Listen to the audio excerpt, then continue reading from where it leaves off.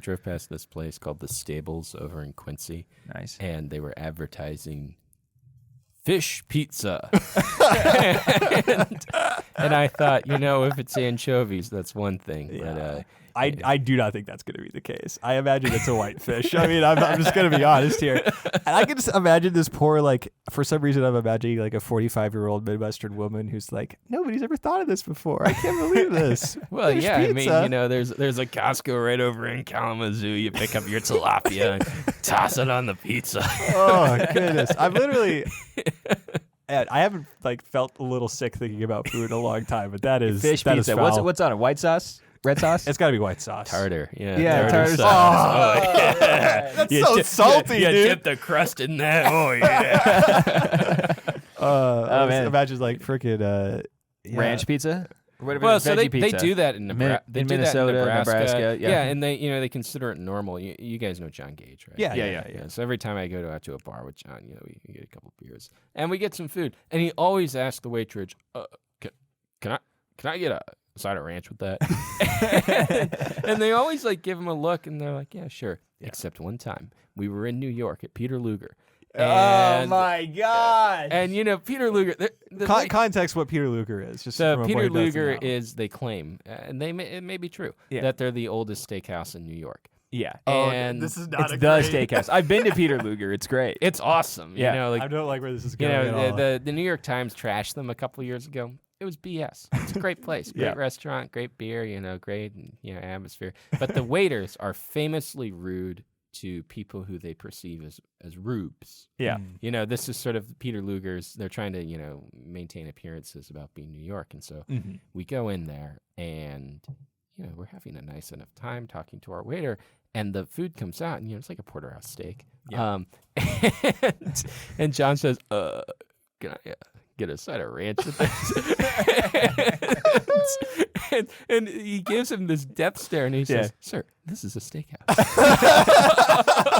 The best part about that is that the confidence. when you there, I look at love it. John Gage, he has the phenotype, muscular structure of a guy who wants ranch. Yes, exactly. So I imagine he sits down and the guy at the Peter Luger, he's like, because all the guys at Peter Luger are either Italian, Puerto Rican, suave dudes. He walks up, he's like, who the hell is this guy? And he just instantly rubes up. That's awesome. Oh, dude. That's perfect. Well, so you said it was going well up until the ranch situation, though. Yeah. Well, yeah. So at Peter Luger, they're famous for they bring out this boat of gravy. Yeah. And it's bad gravy. But the boat is okay. But no, if you if you go to Peter Luger and you basically acquit yourself as a normal guy who just wants a steak, then they won't hold anything against you. Mm-hmm. But as soon as you start going too high, you start acting like you want a gourmet treatment, then they'll get snippy with you. Or if you go too low and you want the Outback treatment, then they'll also get snippy. So are they? So you really for... gotta thread a needle here. This is sort of, to me, what the corporate steakhouse is about, though. You go in there for that middle tier. You're not there for the fancy, tablecloths and situation. So I get, but it's the difference between Peter Luger and a corporate steakhouse is that Peter Luger, they'll charge you $115 for a steak. Yeah. Okay. Which, is it worth it? No. But you said the gravy boat was cool. Yeah, if you can't get the ranch, it's not worth it. And they give you the chocolate coins at the end. It's a whole thing. And, if you're billing it to someone else, it's very much worth it. Yeah. There you go. That's it's a company lunch sort of situation. That's right. That'd Kind be- of like the Palm or or any of these places. That being said, I was wondering. So he was asking for the ranch specifically to dip his steak into. This was not so for we the got fries, or... steak free. Okay. So, So but even still, I mean, that's rough. I was just down at a seafood shack, and we got What kind of pizza they have there? They got the tilapia. It was pretty funny. I was actually playing with their jukebox, and the waitress comes up to me and she says, "Hun, that ain't worked in 15 years." It's decorative piece. Yeah. It had CDs in it. But nothing but Bruce Springsteen. Beautiful Dirk aesthetics. Bentley. Yeah. Nice. But no. At at this place, we got a lot of French fries. They didn't even offer us sauce. They sort of recognized, like, yeah, you squirt a little lemon on those things, and that's it. Yeah. I'm into that though. I'm into the lemon, a little bit of vinegar. Yeah. But then if you dip that into some tartar sauce, you're in heaven. That is the move. Oh yeah. Or about it. I mean, if you can get some mayonnaise for your fries. Oh, dude. Yeah. 100%. So Dylan is Not this a big bonus. mayonnaise hang up, and I think it's ridiculous because mayonnaise, as far as if you're going to rank every condiment, mayonnaise is at the top of the list. Am I right? It's incredible. It's incredible. The thing about mayonnaise is that it's pluripotent. You know, you can mix it with anything. That's true. It's true. That is a true fact. It just 'Cause adds- I do enjoy Thousand Island, right? Yeah, Like, there you go. You like mayonnaise. I don't know. Or you like barbecue You know what sauce with It mayonnaise, is. You know what I don't like? I think I really nailed it down. I don't like the smell of cheap mayonnaise, right? Well, Like cheap so- container mayonnaise, that's yeah. what makes me feel ill. Yeah. Well, what is it called? Miracle Whip. Yeah. I was at my, But that's different, though. That's not even mayonnaise. so I was at my in-laws the other day, and they were scooping. They would scoop They were scooping this stuff, into a bowl. And then cutting up ham and tossing Oh, it in, yeah, or what? yeah. What kind of salad were they making? I believe it was a broccoli salad. Nice, Anyways, nice. I was looking at this thinking, like, we're not fighting Mussolini anymore. We don't have to eat this way. We're not trying to win a war here. Hitler is not knocking at the doors of Eastern Europe. Yeah. We can eat whatever we want. Yeah. Well, I mean, there you go. A different kind of Hitler is knocking on the doors of Eastern Europe. My apologies. Well, so I was actually just talking to a guy, and he said that they don't even sell chicken at Costco anymore. Can you guys confirm? He said, yeah, they're out of chicken. They just don't have it. I don't know. I was That sounds great. Where in the United States was this? It's about an hour from here. An hour from here? Oh, I was in Ann Arbor like 2 weeks ago, and they had plenty of chicken. So I don't know. All right. Well, maybe Maybe it's changed in the meantime. Maybe, there was a bit of a run on chicken this week. Well, I mean, the market has done a lot. That's in true. the time That's the thing between. about the market. It's always doing something. It's always moving The market around. likes to act. It likes to act up in a lot of ways. Yeah, no. What actually, I kind of want to go back to this condiment thing because Nick, I think you are kind of a gourmand in some capacity. In a certain Conversation. sense. In a certain sense, yeah, right? okay. Would you put it on a business card? But so let me put it this way. So a couple of years ago, I took a Belgian kid to Popeye's Chicken for the first time, and he's from Brussels. A small Belgian child. Yeah. No, Belgians. These guys are 6'5". They're huge. Yeah. Anyway, I take him to this Popeyes. Yeah. Get us some strawberry Fanta. Yeah, that's what they have there. Yeah. We just got chicken. This was before the sandwich, and it was like a real Babette's Feast moment. This guy was just like really into this fried chicken. It was just a gourmet experience. And in Brussels, I don't think they have good food like that. I think, they're just scraping the bottom of the barrel over there. It kind of makes sense because it's not a real country, Well, so Belgium. Belgium, those guys, they have the luxury of disdaining, everyone else in Europe. They can disdain the French, disdain the Germans, disdain the Scandinavians, despite being all of them That's right. simultaneously. Yeah, right, and having and- probably the worst Well, qualities. and they, the capital of Europe is Brussels, essentially. Yeah. Continentally, on paper. Yeah. And well, that's because and- there's actually no other European country than Belgium. that's right. Yeah. And so, in a sense, like they Why are you looking at me like that's crazy to say? No other European country? No, it's the only European country. Think about this. No. It's if you're thinking about the idea of Europe, this Krzysztof shit. Yeah. That's Belgium. Yeah. France is France. Yeah. Germany is Germany. Okay. Belgium is Europe. I get what you're saying. I understand what you're saying. You can now, even yeah. go like moment to moment, right? Yeah. You can say, Britain, obviously not. It's an island. That's not Europe, right? France, they're so culturally homogenous. That's not the case, right? Spain, Napoleon once said Europe ends at the Pyrenees. It's not. He was real. right. He was right. It's a totally different place. It is, right. yes, It was yeah. ruled by the Moors for too long to truly be European, and then.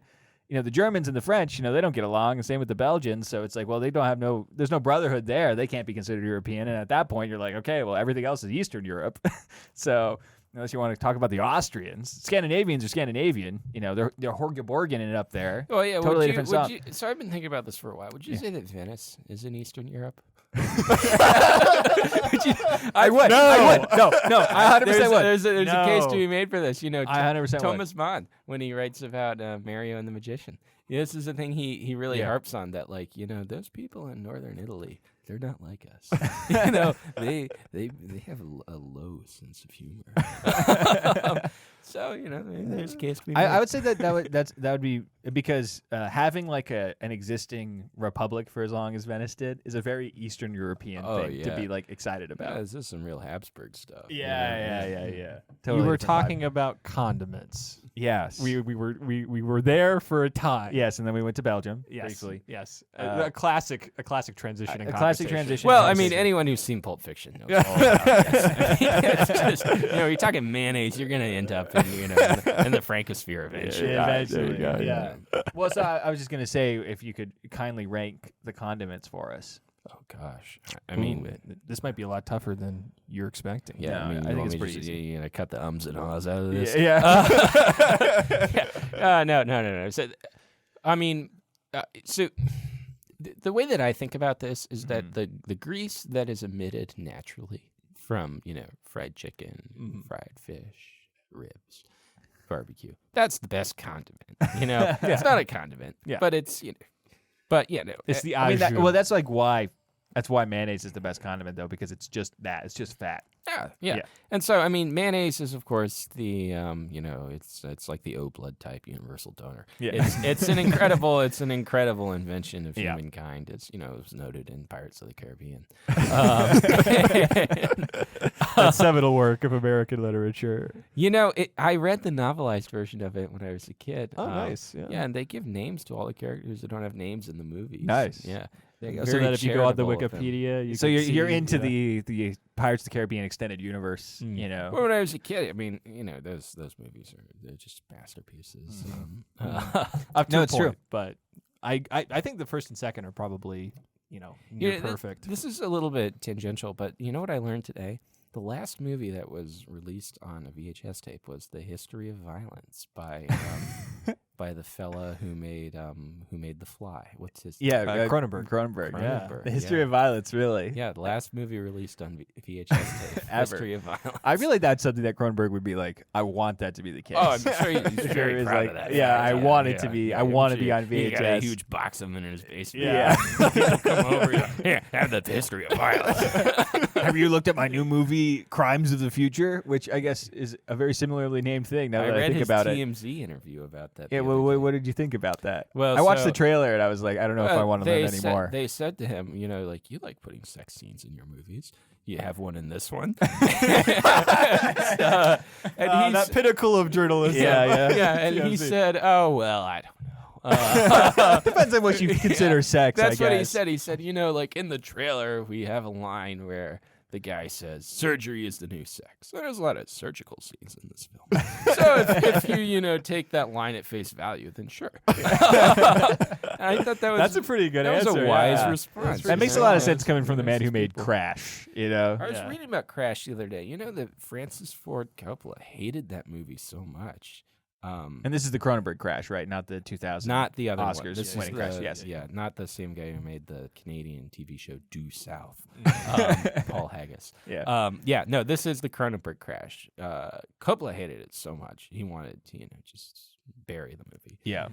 But because the guys in, you know, whatever jury Coppola was on hated him so much, they decided, oh, well, you know what, Crash, that movie's great. Let's give it the prize. So no, it's not the Cronenberg movie then.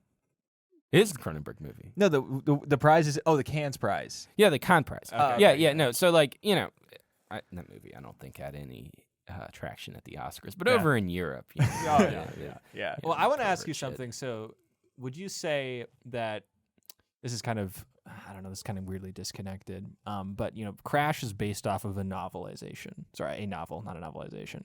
It's based off of a novel, right? All novels are really novelizations. It's of true. a thing. The novelization of an idea. Yeah. It was in, Of a thing called life. Yeah, guys. made manifest. You know? So, you know, it's based off of a novel, and would you say that the kind of anger that someone like Coppola would have towards the source material is justified when it's just the adaptation of a novel, or is it the fact that it's being visualized that makes it an extra level of degeneracy? So Coppola's problem with it is pretty funny. He said, well, so you made a movie about people who get turned on by car accidents. Well, that's not a real fetish, you know. That's not something you're gonna find in the book of fetishes. So I think your movie's fake. That is such a the new school director thing to say. Yeah. No, I personally side with him on that. I haven't seen the film and I don't plan to. Yeah. But I've always been interested in the book just because that's super strange to me. I mean, I don't know when it was written. I think that 1973 is that or something like that. Yeah, that makes sense. Do androids dream of electric sheep? Up jumped the policeman said. We can remember it for you wholesale.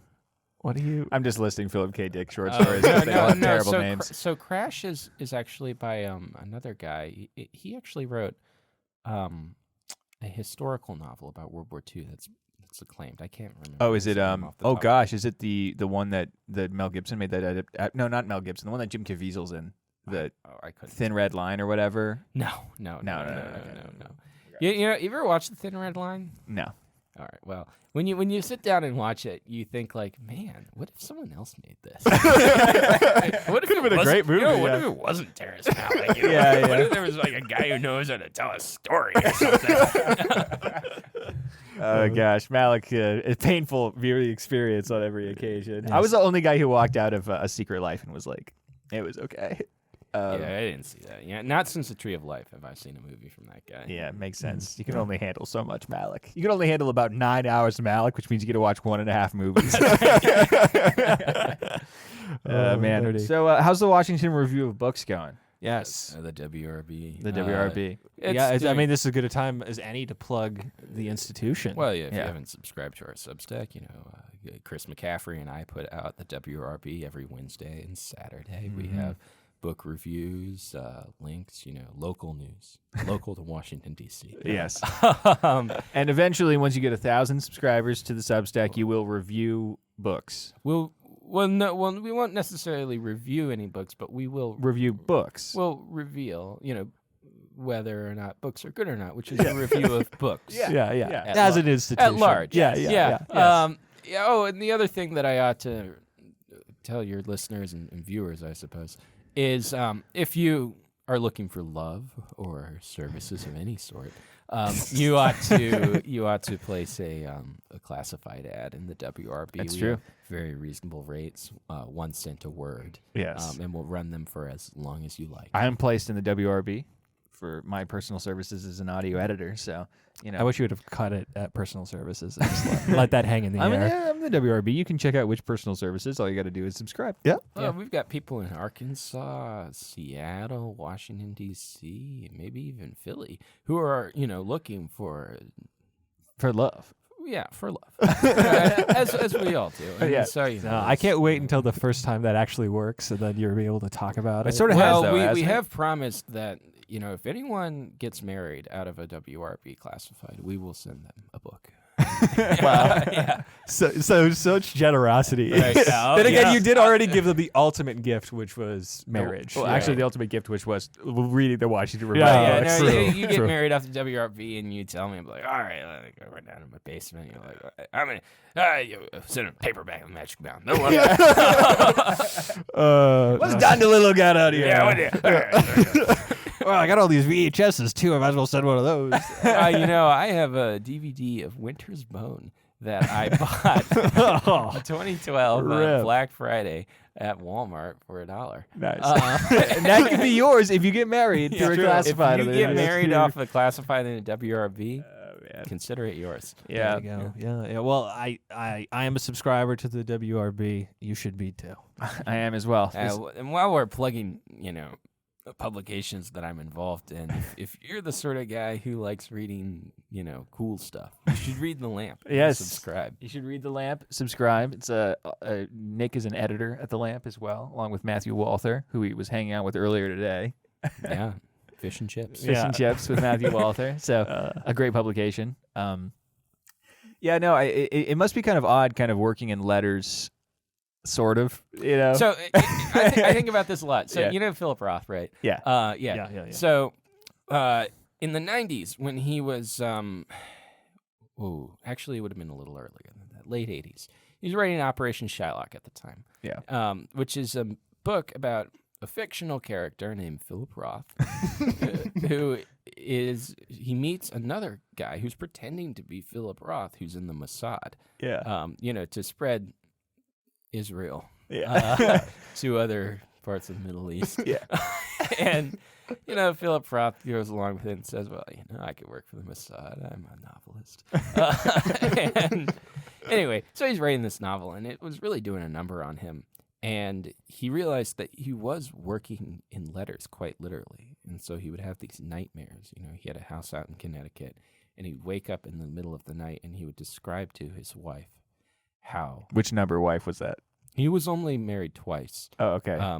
This would have been the woman who plays the mother in Brideshead Revisited, okay. Claire Bloom. There you go. And who was a great... Oh, she is still alive, actually. But she is... retired, but was actress. At a time a great Shakespearean actress. Mm-hmm. Anyway, he would describe to her how the alphabet would visit him and swirl about his bed and torture him. Like the letter A would take out a knife and start stabbing at him. He said that I realized for years people would say I was a man of letters, and I realized that quite literally I was a man of letters. And at night they would come back for me. I control the letters during the day, but they come for me at night. And is that what you're experiencing right now?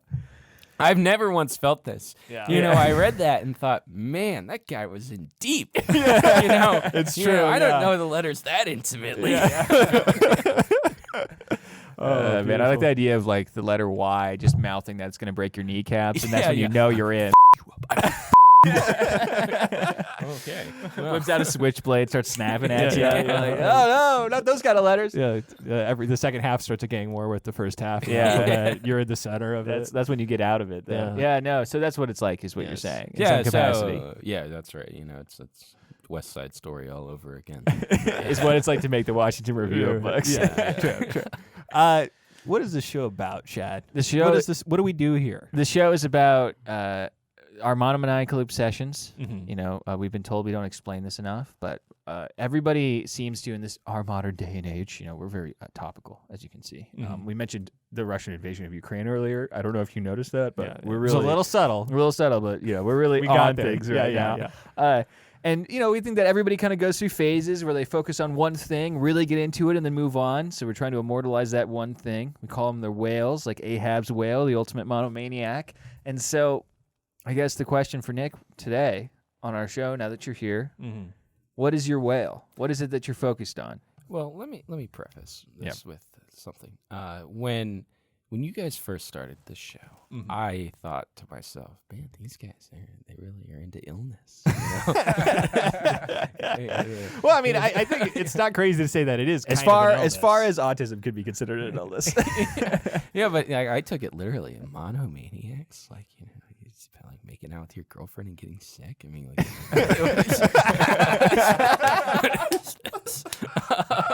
having to drop out, have everybody wonder where you went. Yeah. That guy's a maniac. He had viruses all over his mouth.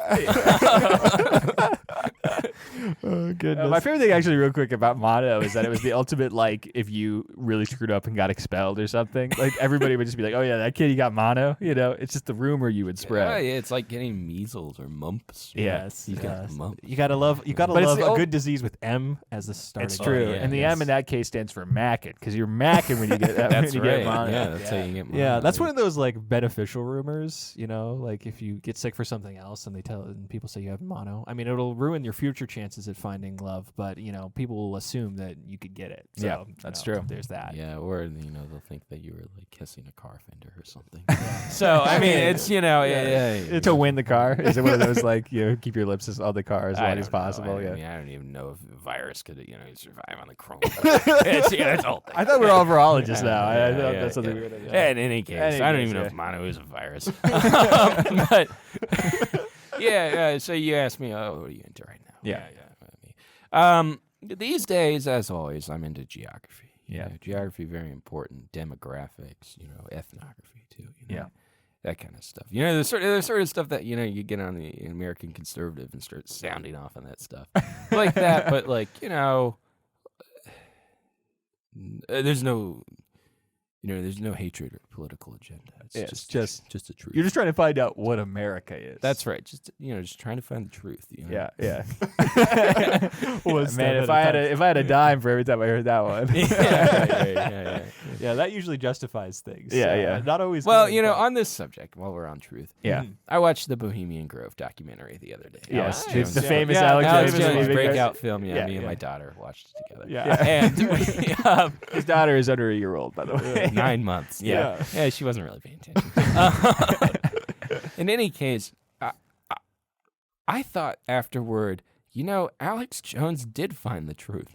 And it's that these guys are a bunch of old frat boys. There's nothing going on there. There's so they want to go hang out in the redwoods. Great. I don't want to know about it. Yeah, almost everything I read about it is that, about as controversial as it gets is somebody, makes a fool of themselves at a party or drinks too much. Right, yeah, or he peed on an old tree. Okay, all right. Well, I if that's a crime, then lock me up. Well, I've heard with Bohemian Grove that there is some sort of pseudo representative child sacrifice, right? Well, so this is what Alex Jones filmed. It's called The Cremation of Care. Yeah. And they do it every year. And Yeah. the idea is, it's druid cosplay. They're just trying to be druids. Yeah. And what they do is they have a straw dummy that they sacrifice to an owl who's mechanically voiced by Walter Cronkite. Wait, I did not hear this. That's right. They play Walter Cronkite's voice. Yeah, the owl speaks in the voice of Cronkite, who recorded it, especially for the Of course. Was he a Grove member?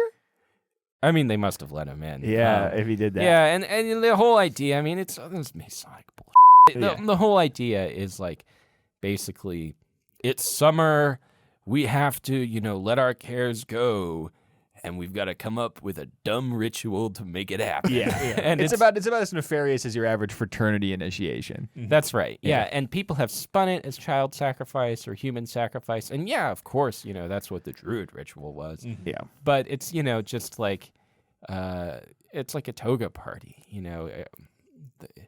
It's so much an imitation of something that's so long gone that it's unlikely that anyone involved in it even knows what they're imitating Closer to anymore. it's closer to what people would consider cultural appropriation than it would be to anything nefarious. That's right. Yeah, that's a good estimation. Yeah, I yeah, think. Yeah. Any dang way. We're talking about your whale. Yeah. I don't even remember where we started with this. the way that I see it is everything we've said so far has been very much on topic. No, We're talking about geography. Yeah, Yes. okay, Geography. Well, can you give me a clear definition, just for the sake of the listener, who's you're speaking in the general term of geography, but I know you're more specific than that. You have a general lens in which you're viewing things. So I'd like to So know. when I speak of geography, not talking about Europe or anything, one of my big questions right now and for the last couple of years has been, well, what is America? What spatially, what counts as America, and what is the provinces, or what is something else entirely? Yeah. And the way that I have it, I don't have a map, but I could tell you that America begins in Portsmouth, Maine, and goes down to the further reaches of Fairfax County, Virginia, and it goes as west as about Des Moines. And then everything else outside of that is and then there's a northern boundary as well around Duluth. mm-hmm.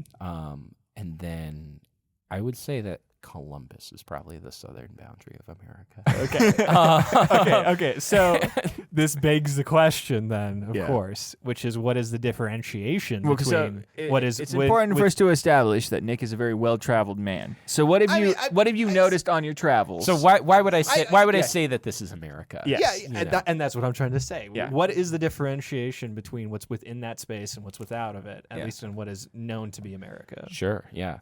So the founding of America was accomplished, in the English language at least, by two groups.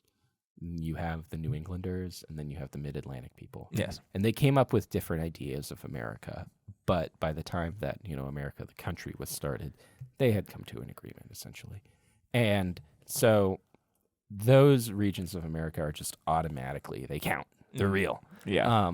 And, we count some of Maine because Massachusetts, considered it, how like Michigan is sort of the Maine of Ohio. It's basically kind of the same thing. Yeah. Michiganders would take issue with Yeah. that. True. But, Yeah. in any case, and so then the Mid-Atlantic, they pushed west, of course, into what's West Virginia now, and parts of Ohio, and that region of the country. And New England, though, is really what's mostly responsible for creating America. There, everyone knows the New England ethos. Yeah. It's not quite Puritan, but it certainly has its roots there. Yeah. And New Englanders are the first people who settled the West in the 1790s. They went from Massachusetts to Marietta, Ohio, and they went west from there. They founded all of these little towns in Ohio and Michigan. And by the time they got to the outer reaches of America, which is Minneapolis, The outer reaches. yeah, that's right. They did something that I find fascinating. The city fathers realized that they were, geographically pretty far out to really be able to legitimately claim that this was still a unified culture with what they had known back in Massachusetts. Yeah.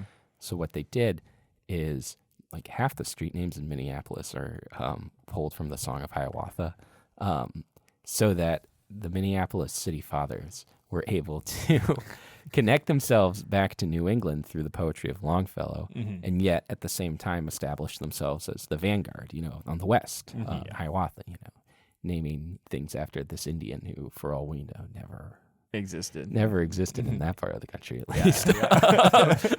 And in the poem, even Longfellow has him in the Dakotas. Yeah. So, this is what I say. America is parts of the country that have been touched by, significantly, meaningfully touched by New England culture and Mid-Atlantic culture. Mm-hmm. And, when I say this, someone from, Nebraska, for instance, will get all upset saying that I'm demeaning them. Yeah. You're just from a province. There's nothing wrong with that. it's just not, America. It's not culture, on paper, it's the same country, but culturally it's something different. Yeah. And a key distinction to be made here is the South, which of course has a long pedigree, as long as the rest of the East Coast and New England. The South is not America. The South is the South. Yeah. And, I think any reasonable person can agree to that. The South also has no hope of expanding, whereas other parts of the continent do. Can work their way into other parts of the continent. Right. And so actually, and because of this, if you were to go down to the Research Triangle in North Carolina, you would find that you're not in the South anymore. All of a sudden, you're in the Midwest. Yeah. You say, what is this? Yeah. Well, it's because the South was not able to maintain their cultural hold on that area. Yeah. So this is a very post-Civil War kind of historiographical interpretation in my mind. Yeah. Well, and there's a reason for that. Yeah. Which is that America was not, the country had not worked itself out in any sort of self-identity until after the Civil War. And so the Civil War gave us an identity, for better or worse, North and South. and the North happens to be America, and the South is the South. Yeah. And so the South. Well, plus also the North happened to win. That's right. Yeah. And I mean, had the South won, that contextualizes it as America, in a lot of ways. That's right. Yeah. And so what I say when I say America, I mean parts of the country that have been, made to fit the way of life, generally speaking, of the North. Mm-hmm. Like places where like Thanksgiving is readily celebrated as like a thing that like is not cringe. That's America. Yeah. And I don't know. I mean, we grew up on the West Coast, and Thanksgiving was a big well, deal. so this is sort of the interesting thing. I think that America is growing all the time. Yeah. And that cultural homogeny and that domination is expanding. That's right. Because if you look at like historically, the West Coast in some ways is almost like America's penal colony. We're the Australia of America, Yes. especially the PNW. Yeah. Like if you go to Washington State, that's where all of the real screw ups went because it was just logging. It wasn't gold. There wasn't like any sort of economy to build. Right. It was we went up there to log because you like slept with the preacher's daughter. Like that's why you were there. Yeah. And so, well, and this is Nixon, if we can go back to Bohemian Grove for a minute. who called all Bohemian Groves like gay? Yeah. Well, he said it was, he said, let me tell you, with all those San Francisco types, it's the goddamn thing I've ever been to. And, well, San Francisco is founded by prospectors, people seeking glitter.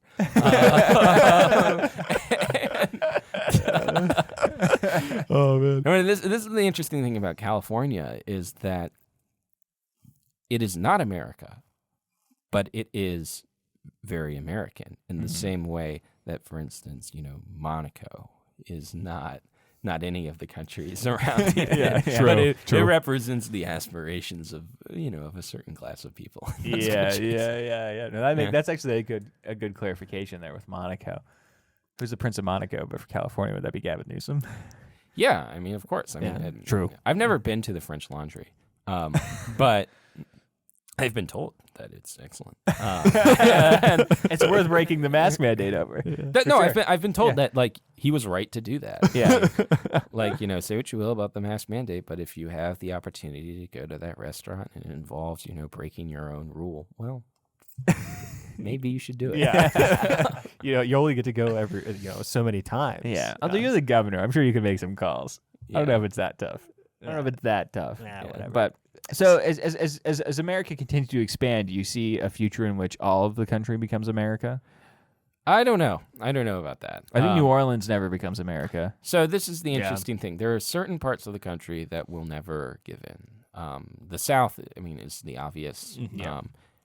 Florida will never give in. Would you say that the South also, I'm not going to say suffers, but one of the limitations of it becoming more of the classic American culture is the pushback from the American culture on the South, right? It's not like the South. It's an adversarial relationship rather than an inculcation relationship. There's an attempt to Americanize them. And it's genocidal. Yeah. I mean the idea, and not in any intentional sense, but when for instance, yuppies move to Charlotte, they're not going out to the Southerners and saying, "Come join our way of life."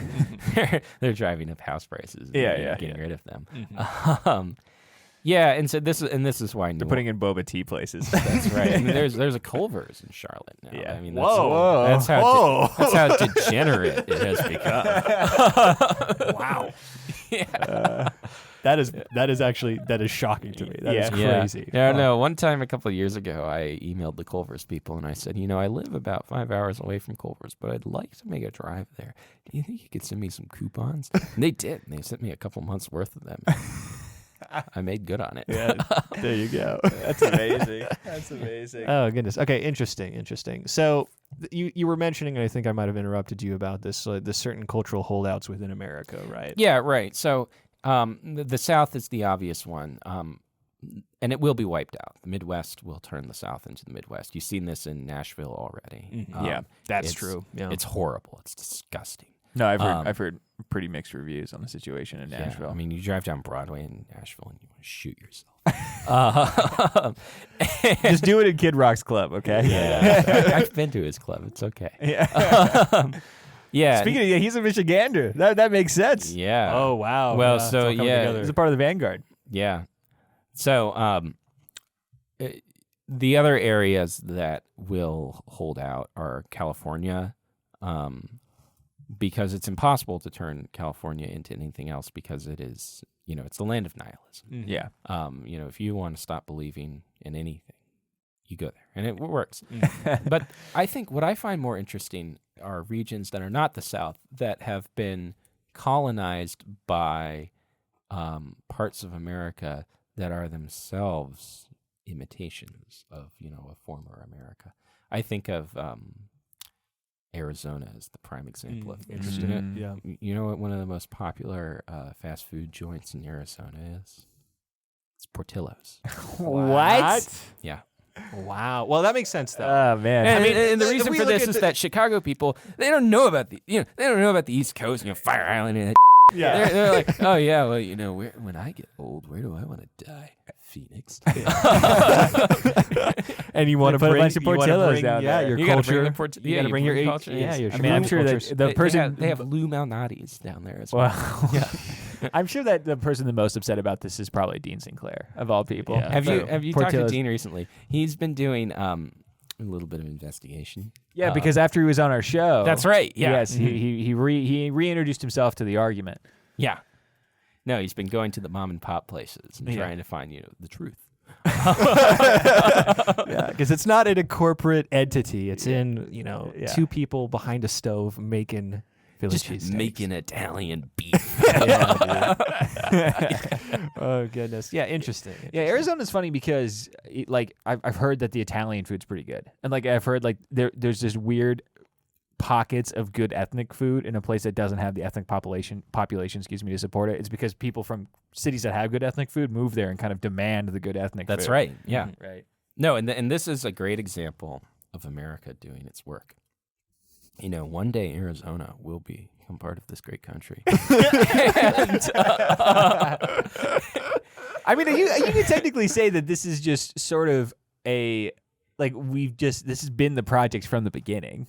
Right. That's right. Yeah. Because And- it's been the frontier, kind of followed by the colonization, It's- kind yeah, of it's followed right. by Cultural manifest- homogenization, cultural manifestation. manifestation. That's right. And Yeah. and this is the case that I've been making for years. Yeah. Is that people think that the frontier is closed. That's not the case. Nebraska, Kansas, South Dakota, North Dakota, these places, they are not settled. They are not America. They are something else. And, you can go and turn them into America. They did it in Minnesota. And, They're working on it in Montana too. Oh, they are. This is yeah. what Ben Garrison told me. Yeah. He said that everyone from Seattle is trying to, turn Montana into a little PNW. Makes him angry, of course. Yes. But I think it's kind of cool. So I want to ask you a question from a devil's advocate perspective, right? Because I Sure, imagine a yeah. lot of people that would listen to this and say, well, okay, I grew up, say, in Nebraska. For the John Gages out there, I grew up in Nebraska. I identify myself with John, if you've made it this far, you're a Sasquatch. Yeah. Let's add on to the level of insults. Yeah, you're also a Sasquatch. And you came from Nebraska. No, so My wife's from Nebraska. This is mine. Yeah. We have two Nebraska wife guys here. That's true. Yeah, Nebraska wife guys. Actually, my wife was born in St. Louis. So she's sort of American. Well, I guess. Jonathan Franzen would say, yeah, of course. So, but that are so they identify with themselves with America so strongly, though, right? Like the patriotism as the nation state is so strong in a lot of those areas, right? So, what are the cultural differentiators that distinguish them from being what you would say culturally American? Well, honestly, I don't know how controversial you guys get on the show, but I think the biggest cultural differentiator between someone who's truly American and someone who's sort of aspirationally trying to will themselves into Americanness is the police department. If you say we love our cops and fly a Blue Lives Matter flag, you're you're not on board with the project yet. You're not really American quite yet. You're getting there. But yeah, no, you got to get out the other side where you sort of recognize the necessity of policing, but don't feel that this is something that you should be tying your identity to. It just depends on whether or not you've been pulled over, frankly.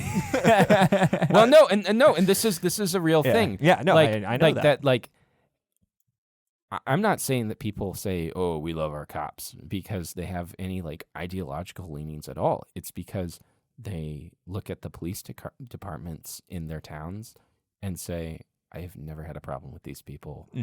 They've never had a problem with me. I don't understand why anyone would care about this at all. This is a non-issue." Yeah. And I think it's not until you are wrapped up in a little bit more complicated society could you realize, like, oh, well, maybe there is something to this whole this whole controversy. Yeah.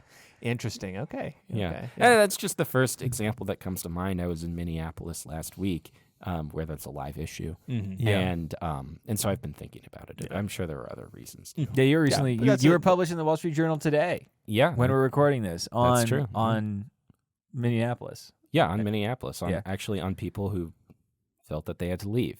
Because the city has sort of, Is it? Did they leave because the city has become too American, or did they leave because the city wasn't American enough? I think I would say because the city has become too American. Yeah. I mean, we've all. There's still a frontier for them to run to. Well, and that's sort of the interesting thing that they move out to the suburbs, which we don't have to get into this too much, but never have I understood the suburban phenomenon in America. I know it's a uniquely American thing, and yet I feel it's sort of anti-American. I think it's primarily because we just have too much land.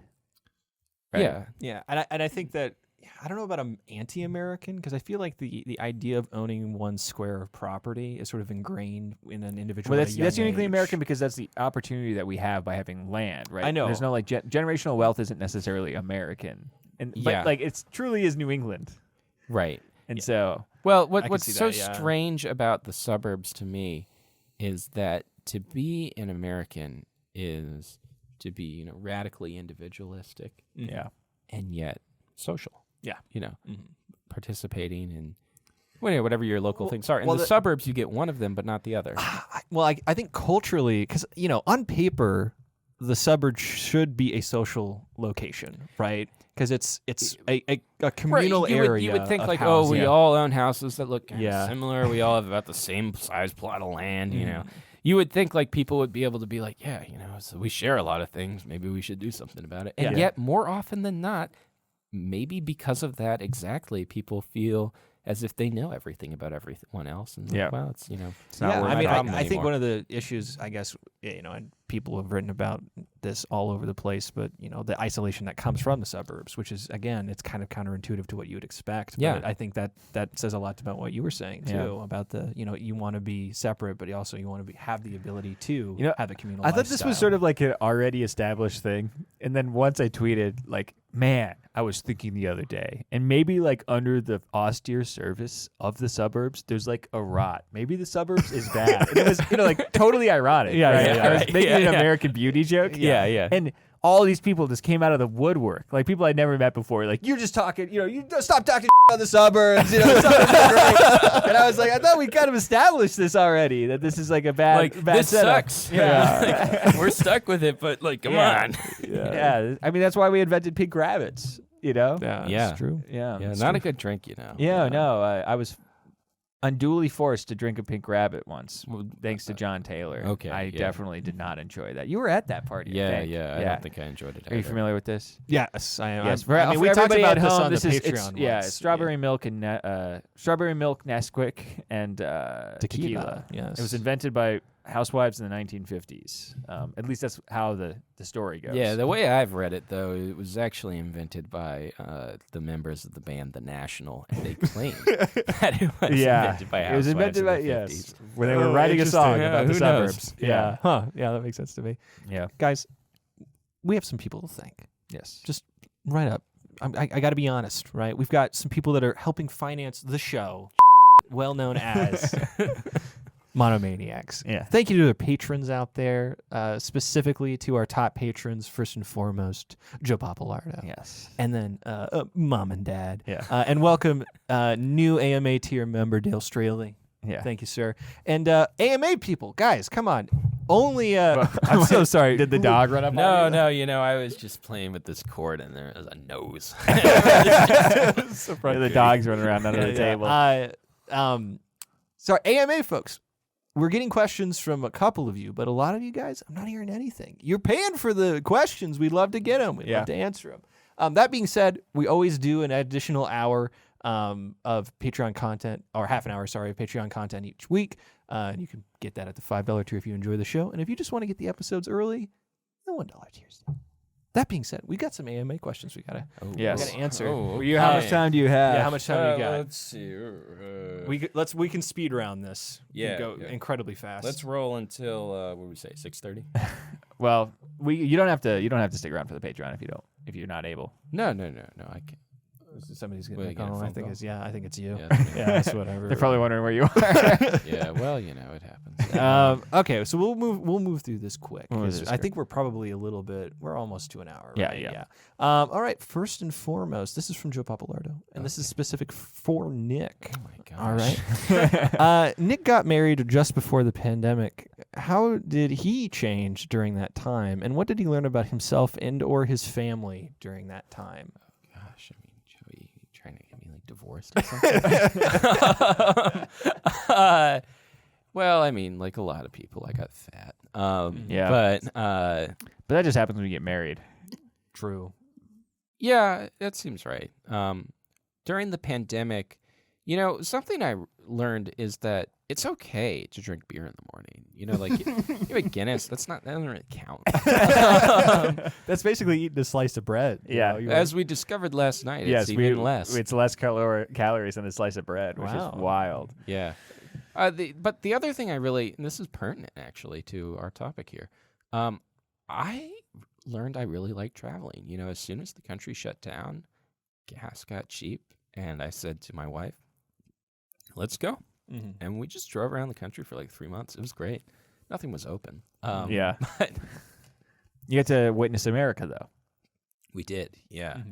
So do you think that helped, I guess, release some of the pressure that may have, come from staying in one location, and being locked down in any capacity, right? Like you had the ability to go out and travel. Yeah. Yeah.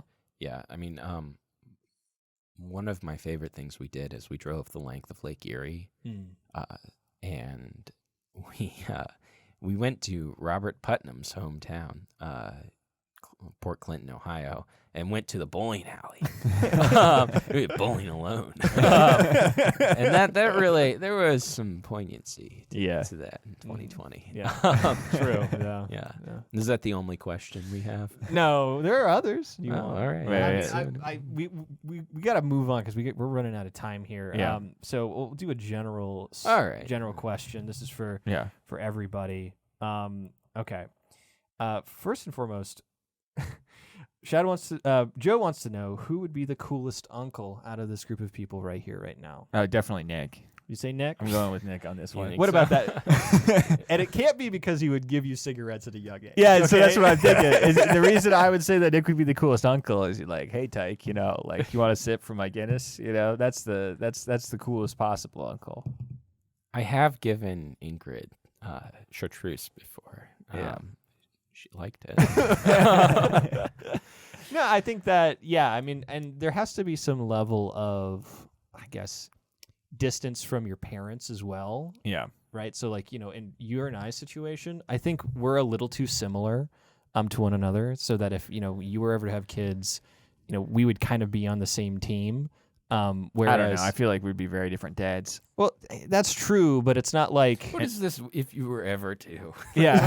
We're going to have kids. I mean, by the grace of God, Yes. I'm just, covering my bases. But, by the grace of God. That being said, I don't know. I mean, maybe you see more of a difference in our styles. No, I think we're very different. I think that I think I'm going to be way more fun with You your think you're going to be kids. fun uncle? You're Yeah, I'm gonna going to be the fun uncle. Okay. And, does that make me a worse father? Maybe. We'll see how it plays out, but I think I'll be a much more fun uncle than you. Okay. You know what? I can accept You can take that as a I can accept that. challenge, but No, I mean, I don't. I have no. we'll be blown away when Uncle Nick shows up and It's true. says, "You guys know what Yingling is?" It's a Well, regional no, beer. this will be good with my nieces and nephews in Nebraska. Yingling, what? Fort Wayne? That's probably the furthest west that gets. Yeah. yeah. You bring something truly, truly foreign to that. That's right. It's actually from all things considered a whole other nation. That's from America. Well, no. So actually, just to harp on this one more time, you Yeah. remember, after Gran Torino came out, the big three thought, "Hey, we got something good on our hands here," and so they asked Clint Eastwood to do a commercial imported from Detroit. There's something to that. Yeah. Imagine being a guy in like Oklahoma. Yeah, my car, it's imported from Detroit, America. It's true. That makes sense. yeah. Oh goodness.